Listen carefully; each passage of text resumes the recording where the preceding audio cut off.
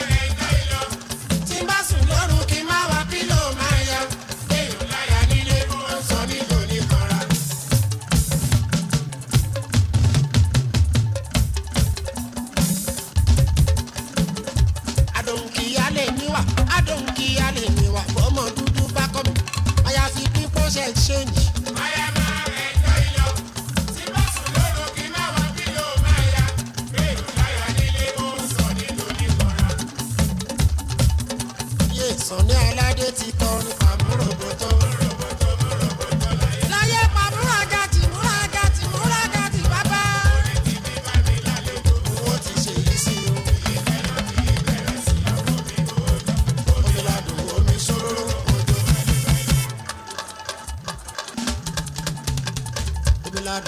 ṣòróró.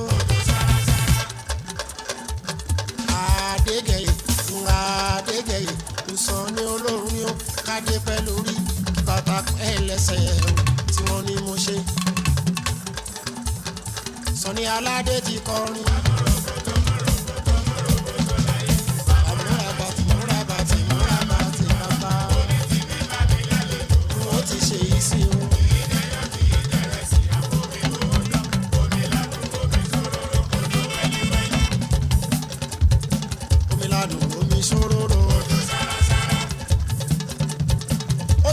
Kọ́mọdé yìí ó kó lẹ̀.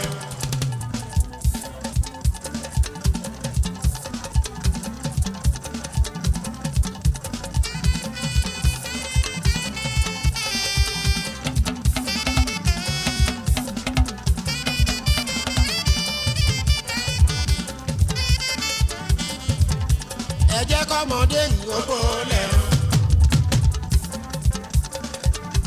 Wá ní ṣòun gbangba títì mo fẹ́ mọ ohun mo fẹ́ dánwò bó jẹ́ bàdí níjó abẹ́sẹ̀ ṣá níjó wà mo fẹ́ rí combinations. Ẹ jẹ́ kọ́mọdé yìí ó bò lẹ̀ o.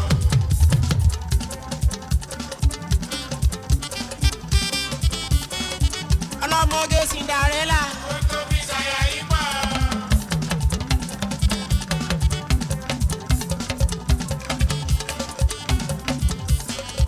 Ọlọ́mọge Cinderella. Ó tóbi ṣàyà ipò.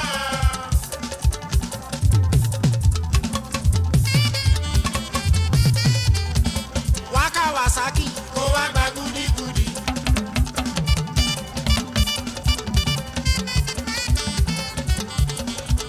Tó bá gba gúdígúdí. A lè gbàgbẹ́ sùn sáyà. Tá bá gbàgbẹ́ sùn sáyà. A lè gbàgbẹ́ ṣàkóbá.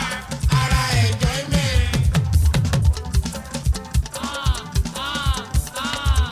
Mr. Campari.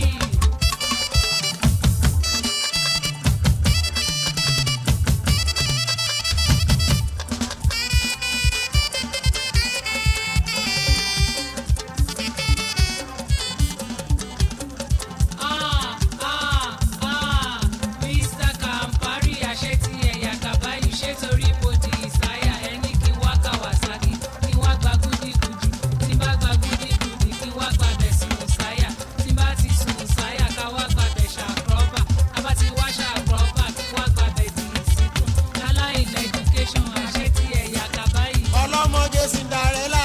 Ó tóbi ṣàyà ipò. Mo ní kó wá Kawasaki.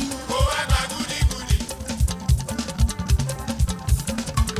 Tó bá gba gúdígúdí. A lè gbàgbẹ́ sùn sáyà. Tá bá gbàgbẹ́ sùn sáyà. A lè gbàgbẹ́ ṣàkóbá. Ara enjoyment. Ẹgbọ́n àbẹ̀dáhùn Mr. Campari ẹni kí wá Kawasaki kí wá gba gúdígúdí tí bá gba gúdígúdí kí wá gba bẹ̀ sùn sáyà tí bá ti sùn sáyà ká wá gba bẹ̀ Má sọ̀rọ̀ jù kí la gbé. Kí lẹ̀ tó.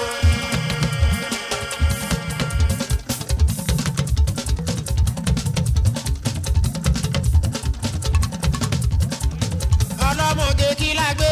Kí lẹ̀ tó.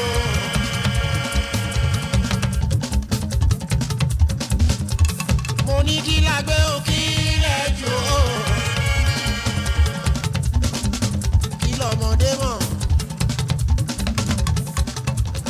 Mo ní kí lọ́mọdé mọ̀. Àní kí lọ́mọdé mọ̀. Kó yí táyà, kó fi tìbí ṣeré, kó mú fi di bọ́tù. Kó tún gbá fẹ́lẹ́lẹ̀, kó gbé sí sẹ́ńtà, kó gbà sí gold post. Kó wọlé, bí ò wọlé kó rìplé. Ti ṣe lò. Kí la gbé o kí lẹ̀ jò. Bébí o, má ṣe bá mi jà, kò ṣe fi sára. Bébí o, má ṣe bá mi jà, kò ṣe fi sára. I want us to welcome the big boys of Boston, Lynn and Maxwell, to dance with our mother. Ọmọ gàrí dùn gan, kò tẹ́ ní ṣúgà rárá. Ẹ̀fọ́ ìdùn gan, kò ní fi ṣó. Ẹ bá ń wa pọ̀mọ́ òṣìnà pé bẹ́ẹ̀ yẹn o. ọmọdé tó ní tó ń padà gbà ó ẹyẹ lílo máa máa yẹ ó orí ẹyẹ lé ó sẹ́bọ̀n yìí ó kò ní jọ́ wọn ó dàgbà ó ọ̀túnba fújìrè ògùn lé ó ọtí ìsìnkú láwọn ọtí ìsìnkú ògùn lé ó ní ìtumọ̀ ó ajá tí ó ti gbó ẹ̀wù tí ó ti ya ọtí kan ti ṣe ìgò tí ó ti fọ́ eyín tí ó ti yọ etí tí ó ti di ìlú tí ó ti ya ọ̀pá tí ó ti ṣẹ́ ilé tán ti gbọ́ tán àtẹlẹ tán ti gbọ́ rí náà ń pè bẹ́ẹ̀ o náà ń pè bẹ́ẹ̀ o kúnlẹ̀ o àwọn kan wáyé wá jíjẹ́ o. ó lárọ̀ bọ̀ bẹ́ńjì. àwọn wáyé wá jẹ̀rìn alábí. èlùbọ́ ṣòwà. àwọn kan wáyé wá jíjẹ́ kúnlẹ̀. kàmẹ́lọ̀ ìwọ rè. àwọn wáyé wá jẹ̀rìn bàzọ́. ó ṣọ̀gá mi má mà sùn lọ. alábí bàzọ́ o. bàbá sí ló ń ṣeré lé. ọmọ yahoo wà náà bí kúnlẹ̀. àwọn tèmi gan tó ń gbọ́wọ́ pẹ́. báràkà máma. bọ́lájí bello yẹ sà. lẹ́lẹ́dì tó yìn o. májò wà mọ́ mi ṣáàkìá. bàárí dùnú bàárọ̀. àyànjú ọlá pé mi ò mọ̀ ó lárọ̀ bọ̀ wọn mi fẹ́ lè kọ́ yẹn. májò tòlú lọ pẹ́ o. ìnáwó matthew máa bọ̀. tòlú ọlá ní wúrà. ojú ọlá pẹ́ ìwọ tẹ̀. àyájídé fàṣàṣà. àyàtọ̀ sáyé mi mi ò yẹ wọn. àwọn kan wáyé wá jíjẹ. ó lárọ̀ bọ̀ rẹ̀ mí lọ rí ìwò gbọ̀n. àwọn wáyé wá jẹrìn bàzọ́. ọmọ tí a ń wà náà. làkàtà tó ń bọ̀ fún jìrò. bọ́sẹ̀dẹ̀ tọ́lá wọn ń bọ̀ ẹ̀lẹ́bí mi bàzọ́. orí ni kẹ́ni má ní ṣe bóògùn ni wọn mọ̀ orí ni wọ́n ní wá mú wá.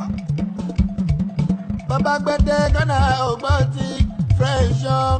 wọ́n ní olúwa ló ṣọ́ adé. ọgbọ́n ti kí ọgbọ́n ti nàìjíríà nílùú wa. brenda látìlẹ́yìn mi ọ̀kan tọ́pẹ́ bí wọ́n ta ọ̀tọ́jú mú sí wa ní bàbá o. báràkà ló yan Alábí o. Alábí wẹ́sẹ̀ òlàkàtà ní fújì ìjẹun. pépè orí mi ló bá mi ṣe. ọ̀túnba náà rè o. ọ̀túnba gbogbogbò o. èrìà ògùn o. amẹ́ríkà this time round kúnlé ó kọjá ọba. wọ́n ṣe ń gbédé wa náà ní ìdòdò sí. wọ́n sọrí fún àlọ́ tẹ̀ ìyá àdúpẹ́ o. ẹ̀yìn tẹ̀ náà àdọ́là ṣẹ̀ṣẹ̀ ọjọ́. ó láwọn ẹ ò gbọ́dọ̀ bínú. ọlọ́pẹ́ kọ̀ǹpútà o. erin lọmọ lẹ́sẹ̀kẹsẹ̀ o. ogun kalẹ̀ jimmy ńlẹ̀ o. ó ṣe jímọ̀ bàbá tó bí ọkàn rí sí èlé kúrọ́ dublin connection àwòtíjí wa èèyàn Tàlàbí ti ń jẹ́ Pasuma ọkàn rí sí Ìbàdàn nílé olúyọlé àwòjíbọ́lá màmá èèyàn ti bá wa sí láìpẹ́ka ìyọ̀ṣẹ́jì mi o àná ní Ìbàdàn ọkàn rí sí o ọkàn rí sí èlé kúrọ́ òṣèwọ̀n àwòtàlà bí wẹ́sẹ̀ ò bára kọ̀ǹpútà òṣèjì. tẹ́tíksà yìí ni ìwọ lọ́mọ ò gbọ́dọ̀ bínú. olúyọ̀lé wọn ṣe kánífà. tẹ́lẹ̀tẹ́lẹ̀ náà lọ́jọ́jọ́ yẹn ń bolo wà ìdíkòwò ọmọ ẹkùn. olúyọ̀lé wọn ṣe kánífà. àìmọye kánífà tán ti ṣe. àmọ́ tá a bá sọ̀rọ̀ kánífà ní Ìbàdàn. western jí kánífà wọn yà pàṣẹ. ọmọ ìfẹ́lẹ̀ western jí kánífà wọn yà pa. tẹ́lẹ̀tẹ́lẹ̀ náà lọ́jọ́jọ́ yẹn ń bolo wà. àríṣe kọ́lá wọn pè é o wọlé ẹ̀ ó máa máa ká ẹ̀ wo aláṣẹ street journal mi lólùyọ̀lé àwòṣe. táwọn bá lè ń dá oníwẹ̀sẹ̀ jí kánífà wọn yà pa. aláṣẹ street journal o nílùú Island o mo special ní Alábí akẹ́wà ìjẹ́ o nílùú Dublin yá. àná tí a bèrè oníwẹ̀sẹ̀ jí kánífà wọn yà pa. lọ́jọ́jọ́ yẹn ń bolo wà tẹ́lẹ̀ náà. òṣèkò kárẹ̀ o Rashidi Shado ní àwòtà àná tí a bẹ̀ á. Rashidi Shado ló ní wẹ̀sẹ̀ jí kánífà wọn yà pa. olúyọ̀lé wọn ṣe kánífà o. tẹ́lẹ̀ náà lọ́jọ́jọ́ yẹn ń bolo wà mo lọ bẹ̀ ọmọ ẹrù. olúyọ̀lé wọn ṣe kánífà o. àìmọye kánífà tán ti ṣe. àmọ́ tá a bá sọ̀rọ̀ kánífà ní Ìbàdàn. western jí kánífà wọn yà pàṣẹ. ọmọ ìfẹ́lẹ̀ western jí kánífà wọn yà pa. consolidé okọlà ó lárọ̀ bọ̀ tẹ́lẹ̀ náà. Alábí akẹ́bà ìjọmọ́ tí a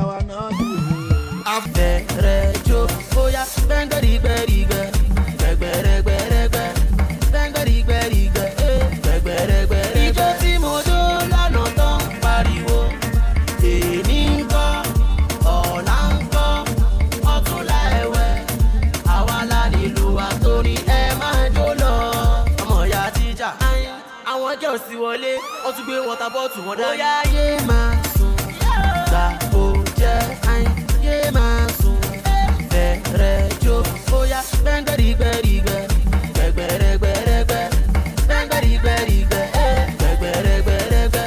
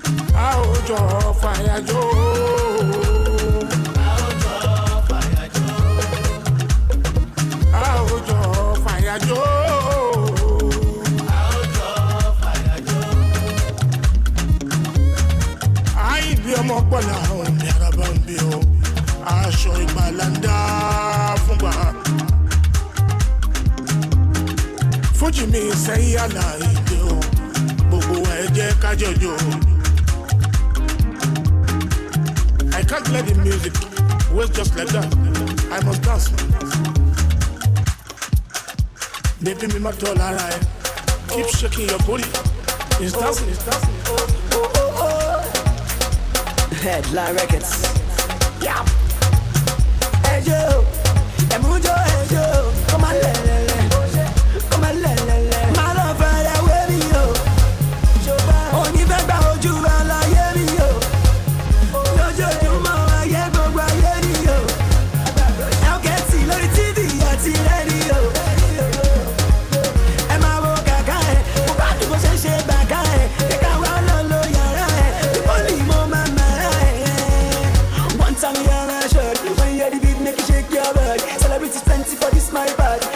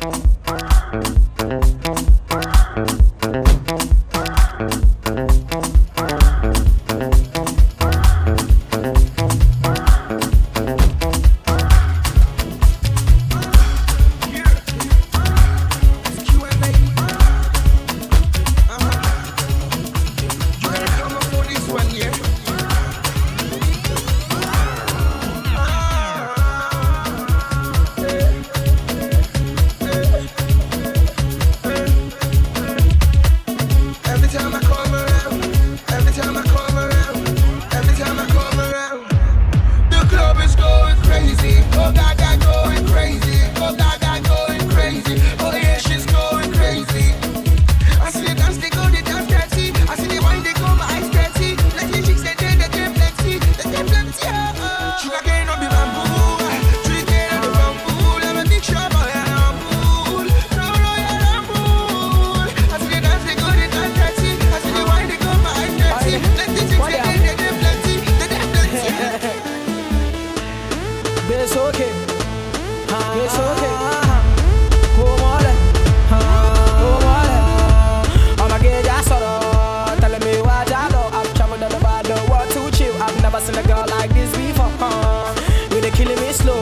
And the dance they do too sweet. Gonna girl Tobado, sexy lady Tobado. This kind of dance you they do as on to.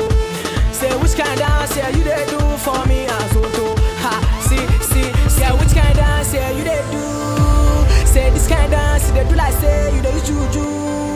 Say this kind of dance they do like say you they make me mad oh. Say this kind of dance they do like say you they make me crazy oh. Say baby what kind of dance they do as on to. Say this kind of dance they do for make me crazy as on to. Say this kind of dance they do they make man crazy as on to. Say this kind of dance they do too sweet for man as on to. Say baby dance yo kejijo kejijo baby dance yo kejijo kejijo oh yeah dance yo kejijo kejijo baby dance yo kejijo kejijo to the verse 2 oh baby dance Idira bata dansi alaba toda bi alapa ma fi joga lala Idira bata dansi alaba toda bi alapa ma fi joga lala shake it la lala kuku lala shake it la lala kuku lala go fún wọn lọ́tún lọ́sì ó ṣàmọ̀ pàwé lẹ́yìn oṣù lọ́sì Ṣàngó ni ẹjọ́ ẹ má fún lóbi mo máa kàn ẹ́ lẹ́yìn o máa ládùúgbò bì ó ti pẹ́ tí mo fẹ́ lúwẹ̀ níbẹ̀ mo fẹ́ pọ́nkẹ́ mo fẹ́ gẹ́gẹ́ ti gẹ̀ nǹkan tó ṣe títí tẹ́sẹ̀ fi kẹ̀ ọmọ tó jẹ́ gbogbo sẹ́tẹ̀ sílẹ̀ useless button shaking by force èmi lọ́kọ̀ gan it's not my fault mo fẹ́ dákó tó sí mo fẹ́ dákó lọ sí tí n bá ṣe tán máa fi ṣáńkó lọ sí mo fẹ́ máa dé bẹ́ẹ̀ láàárọ̀ kùtù ó yá pamọ́ ìdíra.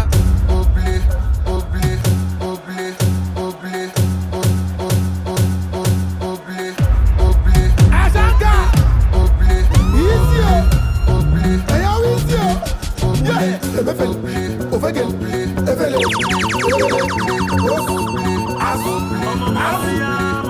Karima olórí gbogbo, ó fẹ́ fẹ́ rodi kásá ní kókó, ó fẹ́ fọwọ́ bá mi ní dodo, odò ló sojúlé.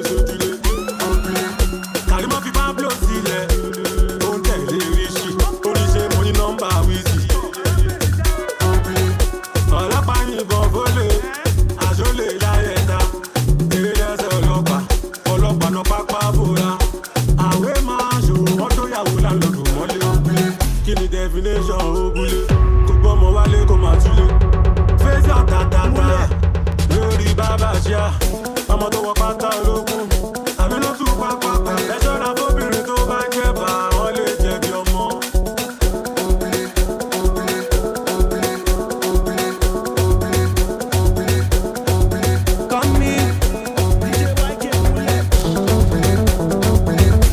Like a coach, I'm okay. See, I don't play fire, don't play. Oluwe, me my way, don't play.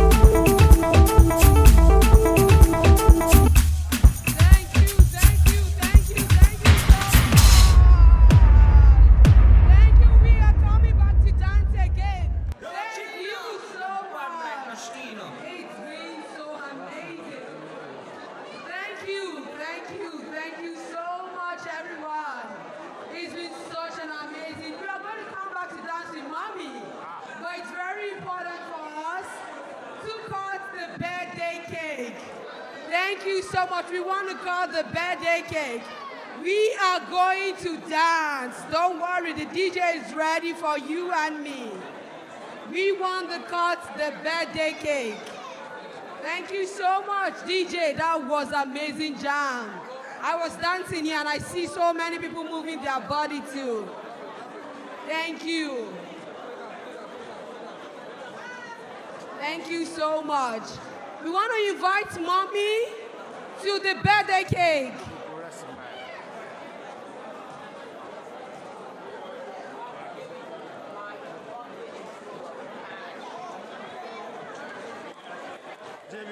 Thank you so much.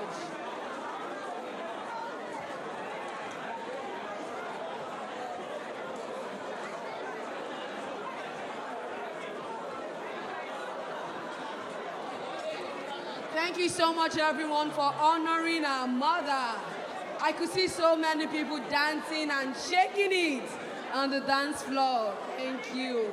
May God Almighty honor you also. The night is for you and me. So we are still coming back here to dance. The DJ is ready for you too. Yeah, we are waiting for Mommy to come on stage as we cut the birthday cake. Now we are going to cut the birthday cake together, and we are going to count in 5 together. So are we ready? Are we ready? Alhamdulillah. Okay. At the count of 3, 2, 1, we are going to count in 5. So we start in 20. So 20, 25, 30, 35 till we reach 70. Are we ready? Are we ready? Oh yes. At the count of 3, 2, 1.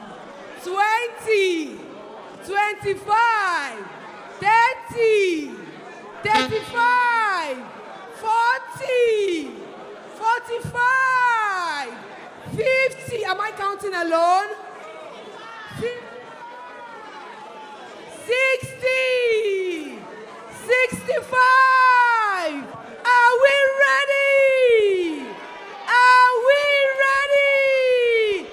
70.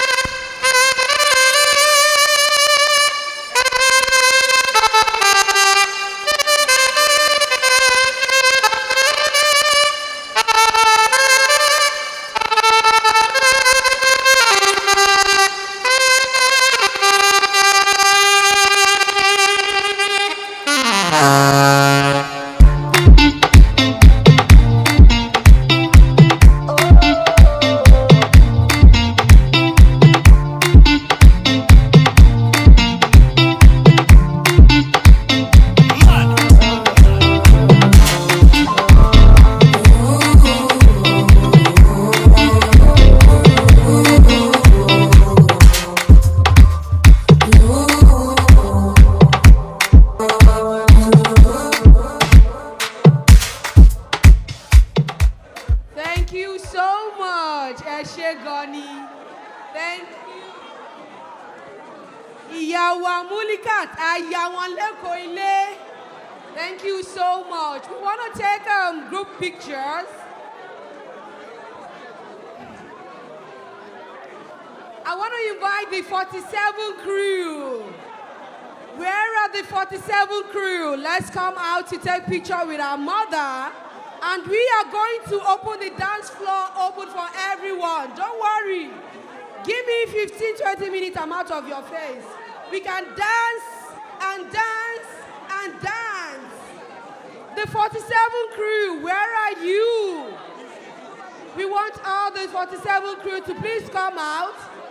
And then the elegant sisters should get ready to take a picture with our sister, with our mother.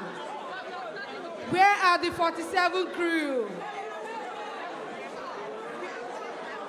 The 47 crew, we need you outside right now. The 47 crew, we need you outside right now. Let's take a picture with our mother.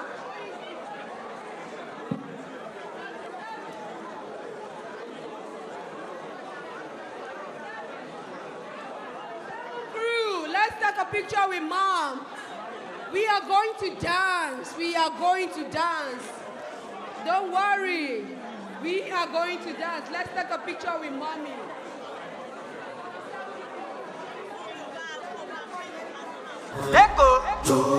Oníṣòwò tó bá wà ó jáde síta ẹnu ṣe dùn dẹ́dà èmi kò sílà Maradona tó lọ kò jẹ́là Manuela.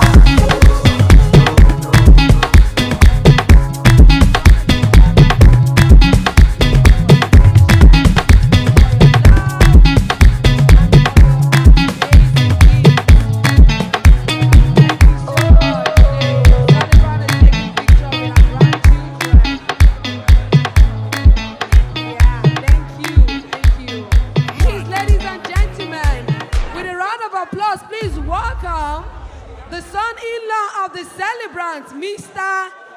Ejide Oshodi. A round of applause, please. Thank you so much. Thank you all for coming down tonight to celebrate this remarkable, adorable woman, mother, grandmother, friend, and most importantly to me, a good mother-in-law. On behalf of the Oshodi family, I thank you all for joining us tonight.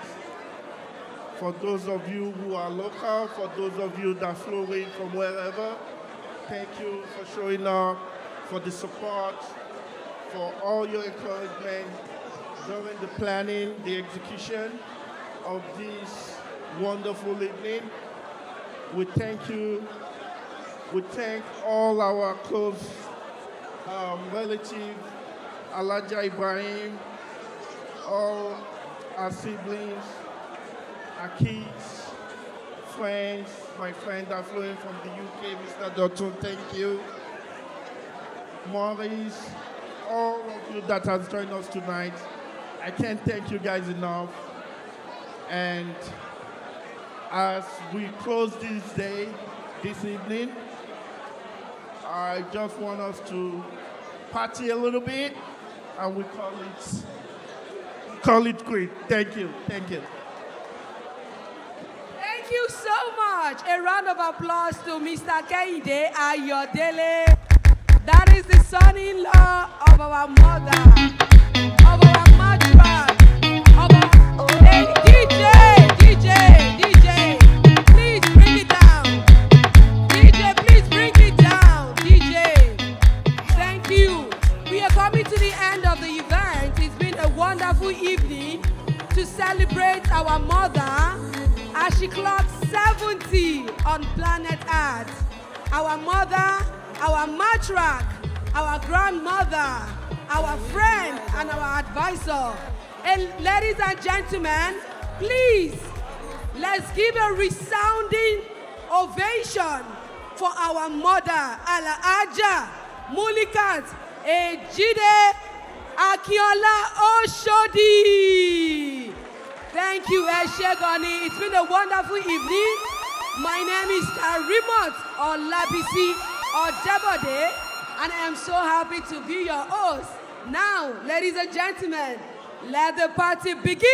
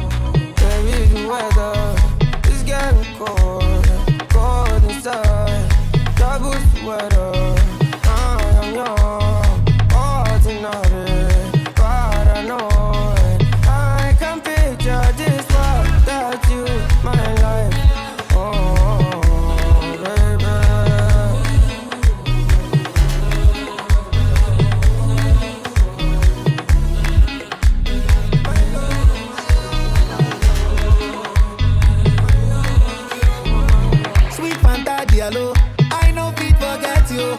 Hey Bezina, buzo, buzo, buzo. If I speak English, you oh, cha cha cha no walking. I don't want punish you oh, I want to punish you. If you see my baby, you go shut up oh. I'ma get too fine, don't be makeup oh. Yeah baby, lie down no. Finish work for me oh. Oh tomato, put that thing back oh.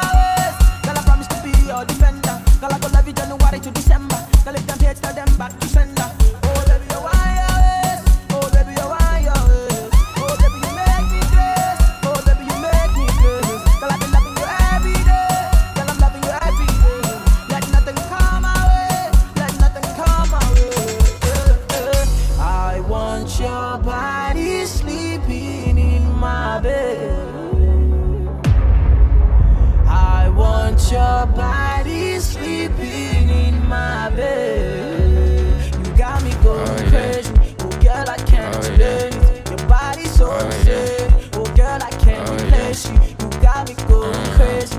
Oh girl, I can't explain it. Your body's so insane. Oh girl, I can't replace you. Fatilawa, malo she jaga jaga. Ogbalawa, pere mini kakawa. Big boys lawa. And we are living our lives. No sleep tonight, just be doing as you like. Oh yeah, oh yeah, oh yeah, oh yeah.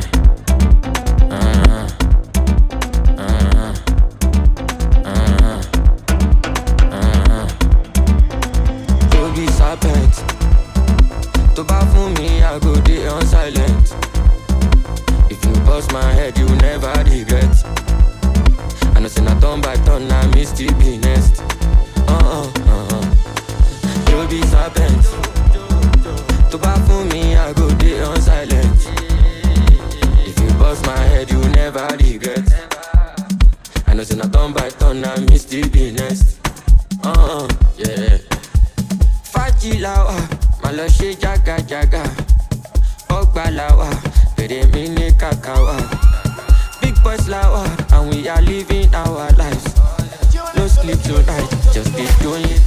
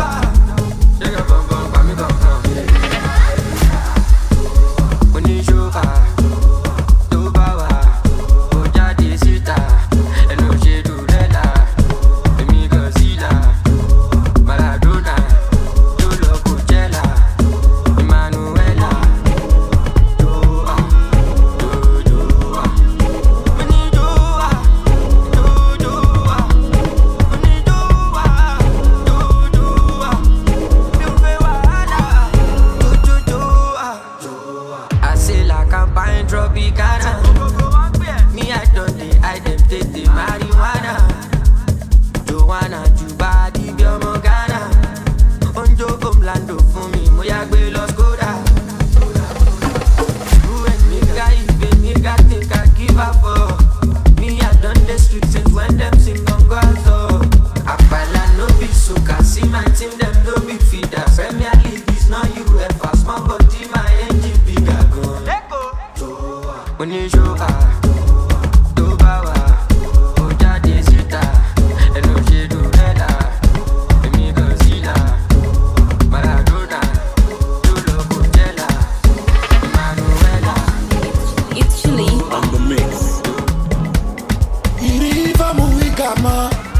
Mazariki fami, iriva muwada kalika. Junior boy, mon fami usi daika. I be the girl them sugar, ancestor. Mila, see. Life will not toxic as sugar. Ayé tí mo wá mi ò wá jẹ̀yà. Mo ti ṣèrí bómi pẹ̀lú ra padà. Mo dẹ̀ ti fọwọ́ wẹ̀wọ́ pẹ̀lú àgbàlagbà. Mo ní bàbá ti ṣèlérí pé mo máa débẹ̀. Mo ti lọ mọ́ yín lọ́wọ́ ẹni mi ṣe máa lọ bẹ̀. Cause mo ti fèèyàn mímọ̀ ṣọ́rọ̀. Mo ti dá wọn lé ayé. Mo ti mọ̀yàn.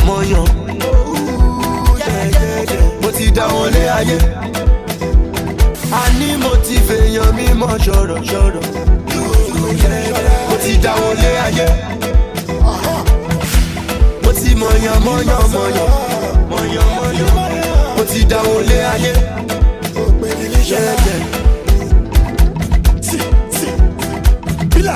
Mila, see. Mo ti dá wọn lé ayé. Mr. Jegede, rísí náà ti ń kó mi jẹ. Àwọn onúfẹ́rẹ́ kò járí kò ní fẹ́ kí ni jẹ. Kátà gbà ṣàmọ̀ kúrò lọ́dọ̀ mi. Ṣùgbọ́n ìgè ṣiṣẹ́ ń tẹ̀lé. Ẹni ò gbére àgbèkè, ẹni ò já àgbọ̀fẹ̀. Ó yá ìgè, DJ bring it back again. Èmi ọmọ money, mo ti mọ junior boy. Èmi ọmọ money, mo ti mọ Julius. Èmi ọmọ money, mo mọ Charles Lawal. Èmi ọmọ mọ̀yàn, kó dẹ́dì. Mo ti fèèyàn mímọ̀ ṣọ́rọ̀. Mo ti dá wọn lé ayé. Say I said you the dirty dance. Oh my baby, this like you shake DJ up in the tempo. Oh, I like it yeah, when you dance. Oh, baby girl do the calypso. Baby girl your body bad. Oh, yeah. Up in the tempo. I like it when you dance. Oh, yeah. When you whine. Oh, baby girl come and crazy. Baby yeah, come in. Body now go to. Baby you short you. Say your body wine baby. Oh, baby yeah, come in. Body now go to. Dance for me. Dance for me. Dance for me. Dance for me. If you want to shake you. If you want to whine you.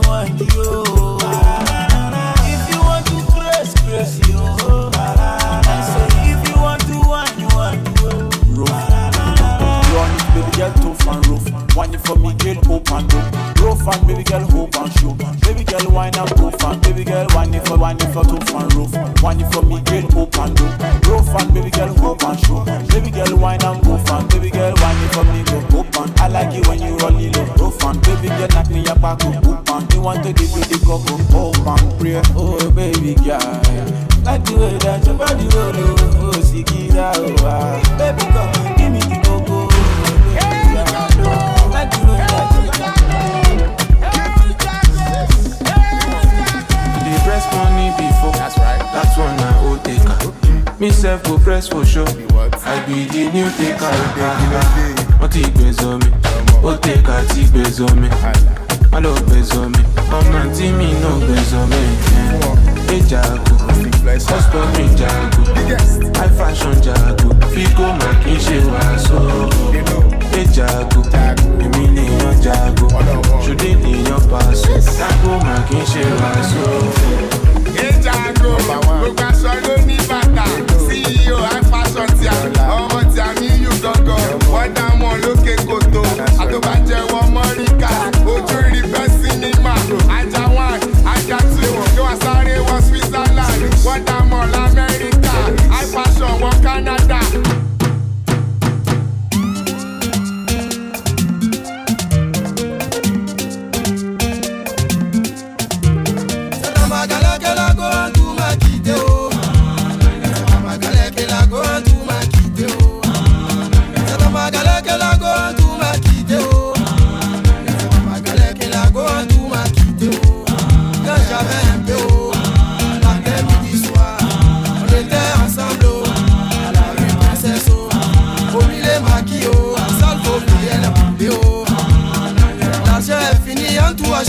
côté, oh.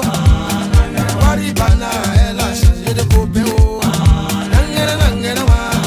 Nangere, nangere, wa. Nangere, nangere, wa. Nangere, nangere, wa.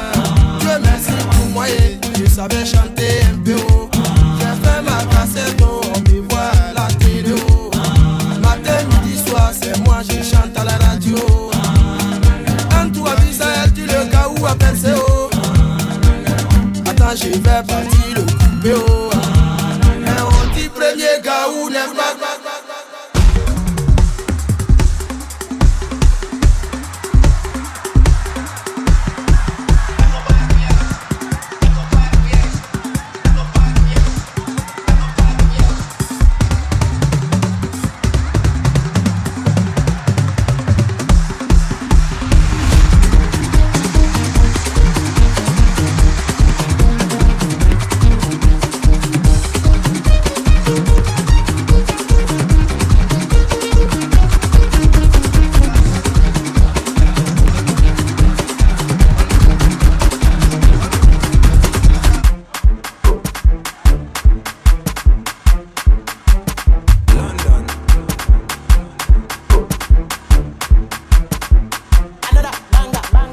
All of my guys on the jam, they say me everybody animal.